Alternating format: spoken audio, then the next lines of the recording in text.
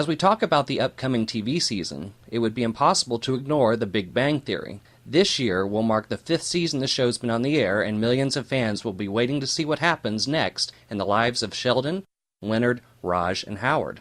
However, recent events have us paying close attention to the lives of the 3 ladies on the show, Penny, Bernadette, and Amy Farrah Fowler, who's played by our guest today, Mayim Bialik.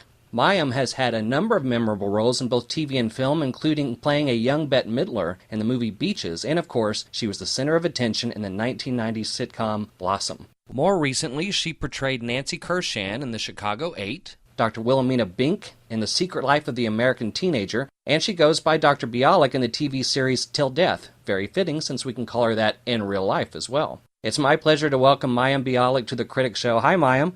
Hi, how you doing? I'm good. How are you? I'm doing okay.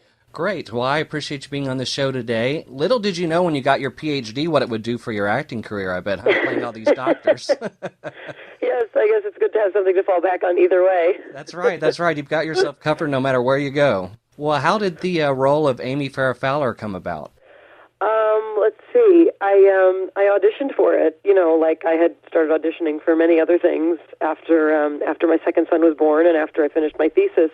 And honestly, I went in on the audition. I had heard of Big Bang Theory. I thought it was a game show. Oh, really? Because I had heard that they had mentioned me, the actual Mayim Bialik, on the show the previous year. But I had never seen the show. I didn't know what it was to be a female Sheldon Cooper. So I went into the audition after having Googled Jim Parsons the night before to try and imitate him. And I had about 5 lines to do for my audition, and I got the part. Well, you obviously got it down pretty good because you do a great job of the show. Thank you. Sheldon's kind of a female counterpart there, his girlfriend but not his girlfriend, as they say. Exactly. The girl who is a friend but who's not his girlfriend. That's right. Well, you know, it's interesting because in the beginning it was as if Amy was that character that popped in every once in a while as kind of a unique extension of Sheldon's life. But as she began to assimilate more with Penny, she's become a kind of a regular member of the cast, someone that's associated with all the others. Has it always been planned that way, or did the frequency of your appearances in the show grow as your character's popularity grew as well? I think that a lot of it is, is Chuck Lorre and Bill Prady and how they feel it's going, how it's received. I think because Sheldon is so beloved exactly the way he is, they had to be really, really careful not to mess with that and not to mess with it too quickly. Sure. Because people don't want Sheldon to change. And I think that was the kind of delicate line they had to walk and see how much could we make him bend without him breaking, as it were. That's very true. Well, they've done a great job with it. And you have to deliver some pretty hilarious lines with some very serious and blunt delivery. I mean, when you get a script and you read lines like, I have the flu coupled with sudden onset Tourette syndrome, or travel makes me constipated, so I make an ideal hotel roommate. Do you just have to read through that a few times so that when you're ready to do it on set, you don't just burst out laughing? Yeah, I mean, the fact is, it is still, it's still my job, and usually the first table reading, which is the first time we all read it together, which is the Wednesday of every week, and then we film it the following Tuesday, that's usually when we're allowed to sort of, laugh at our own stuff. But other than that, we need to present it as accurately as possible so that our writers and producers are able to tell if it's going to work in front of a live audience. So, so it's a funny job, but that is my job. It's just awesome. I mean, I think that's part of the appeal of it is that you can pull off saying these just straight-up lines that has everybody else cracking up, but Amy has to be completely serious about just about everything she says. Right. Yes, she's very unusual, that's for sure. Now, in the show, you have a PhD in neurobiology. And in real life, you have a PhD in neuroscience. Do the similarities begin and end there, or do you have some things in common in real life with Sheldon and the guys when it comes to science fiction, superheroes, and geek themes? Yeah, I'm pretty much a general geek. That's good. I was raised on comic books. I don't really come from kind of a modern science fiction family, but definitely comic books. My in-laws are Trekkies. My husband, was raised with a lot more science fiction than I. But I was also, raised with a lot of kind of magical realism sort of literature, and so just a different kind of science fiction appreciation. But definitely superheroes. I had Wonder Woman underoos for many years as a child in the 80s. There you go. So is that probably one of your favorites in recent years is Wonder Woman, like the Linda Carter series and whatnot? Yeah, I mean, obviously I grew up with that version of Wonder Woman. Yeah. But I love Justice League in general. I loved Fantastic Four when I was a kid. I love X-Men as an adult. Oh, yeah. My dad was a comic book collector, and my brother had, everything in plastic, and I wasn't allowed to touch anything. But as an adult, I've really enjoyed sort of this resurgence of the superhero character and theme in movies, which I think also reflects, a little bit what's been going on in our culture as well. Absolutely. Well, you and the rest of the cast were just recently at San Diego Comic-Con together. And, it's interesting because sometimes peace and love isn't always prevalent in a sitcom cast, but you and this whole group seem like you really get along great, like each other's company, and have a good time doing the show. We do. I mean, obviously just like in any kind of social or work situation, you get different kinds of relationships evolve. I will say I think I'm closest with Jim, just personality-wise. He's a classically trained pianist, and I'm a musician, and so our brains work a lot the same way. Melissa Rausch, who plays Bernadette, is a tremendous support for me to have there as my buddy, and we kind of have a similar filming schedule, so it's nice to have a buddy that way who's there when I'm there, and when we're both not there, we can talk about not being there.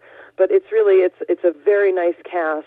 It's a fun cast, and as jobs go, it's pretty darn good.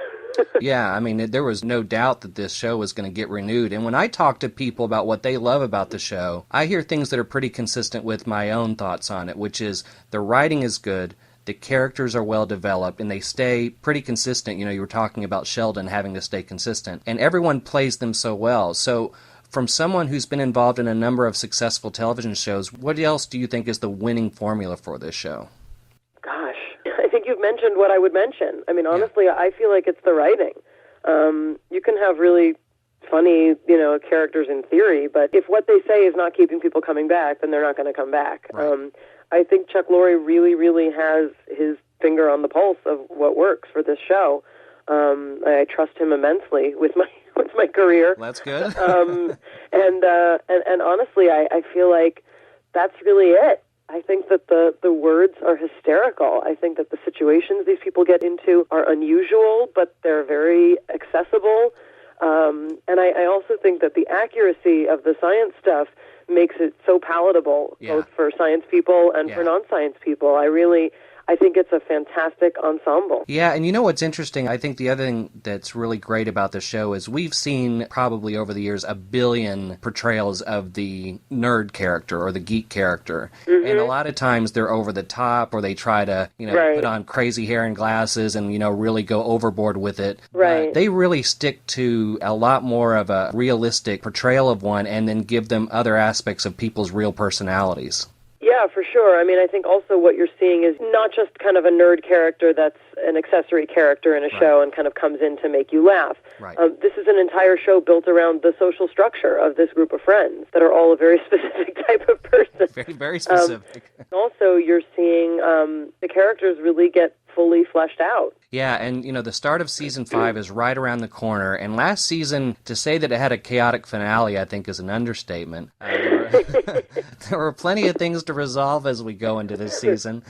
We had Penny and Raj, we had Leonard moving out, Howard and Bernadette fighting. What are some of the things that you're allowed to talk about that we can expect to see as we head into a new season? Well, I'm not allowed to talk about much. Okay, that's fine. But I will say what Bill Prady and Chuck Lorre said at Comic-Con, which is there will be a resolution to the Raj and Penny situation, and hopefully everyone will be happy with that resolution. Okay. Beyond that, I don't really know. I know that there is a wedding being planned, but I don't know what that's going to culminate in. We really don't. We don't know, and we get the scripts the night before. We read them for the first time in front of everyone. So they really kind of keep us guessing. I know that my character plays the harp. Oh, and yeah? I will be playing the harp, yes, in the second episode. So, awesome.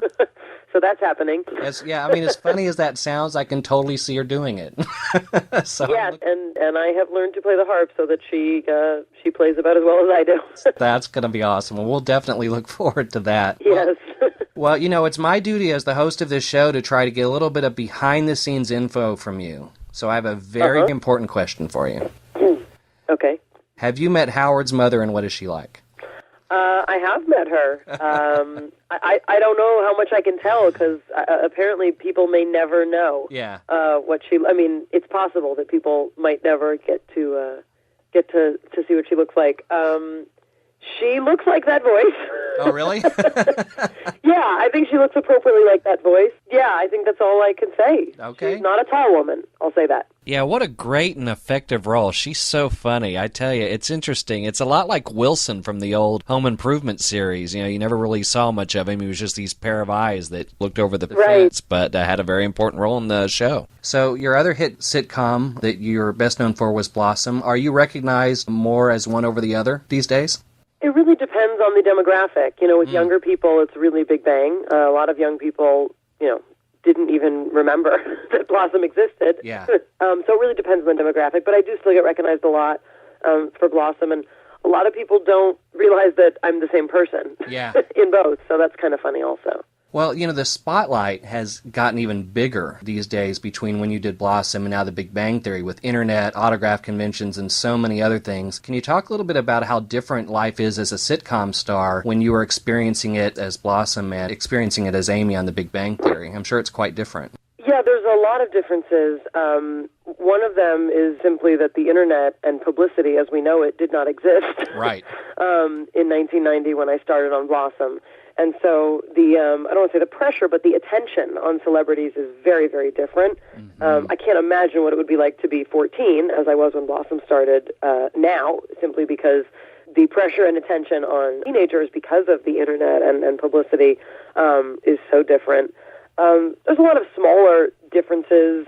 Craft service, which is sort of the snacks and food that we get on the set, on Blossom was like literally a basket of candy bars and peanuts, and now we get full meals, every mealtime and beautiful snacks and a lot of fresh fruit and vegetables. So that's a personal thing that I'm just very happy has changed. Yeah, it sounds like they were just trying to keep your energy up during the Blossom Right, exactly. show. but I think also, to have been sort of famous as a teenager versus an adult, I mean, that's a huge difference no matter what the two time periods are, that we're comparing. I understand that when you received your doctorate in neuroscience, that you were actually planning at one time really going into a profession that's tied to that, but you kind of got pulled back into acting. Is that right?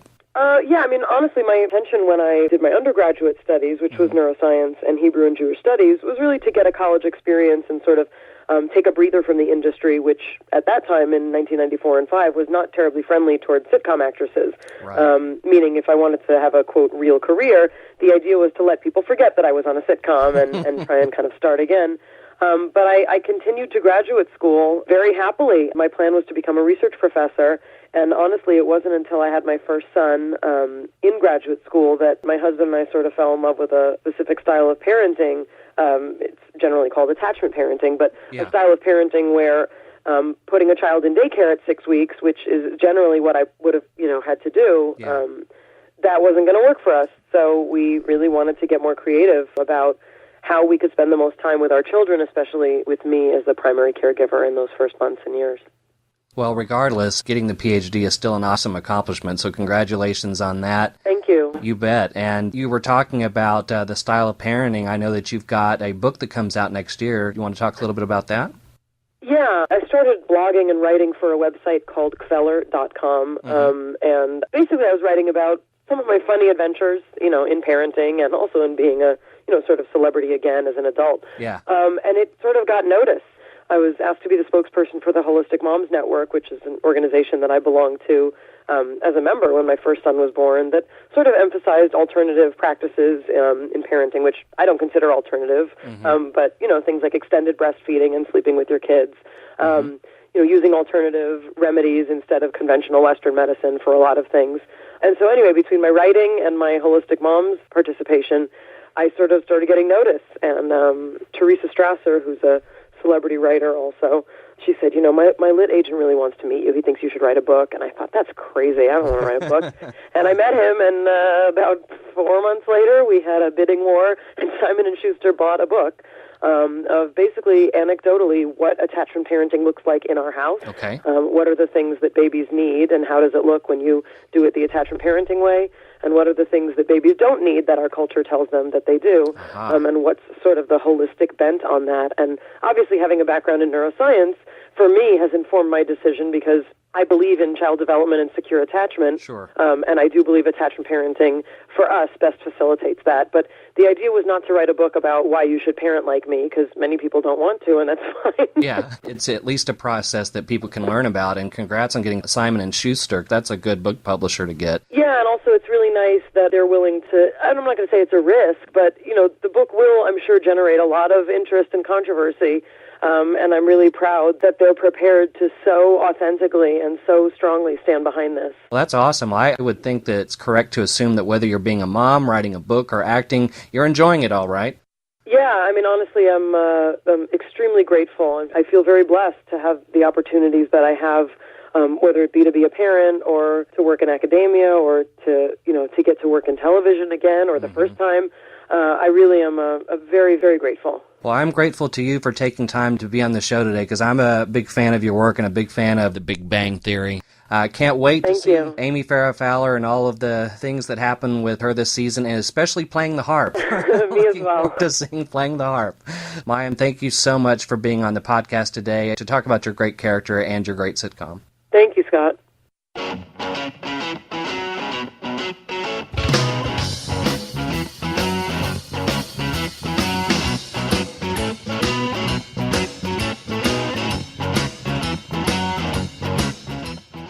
Hi, this is Mayim Bialik, and I play Amy Farrah Fowler on The Big Bang Theory.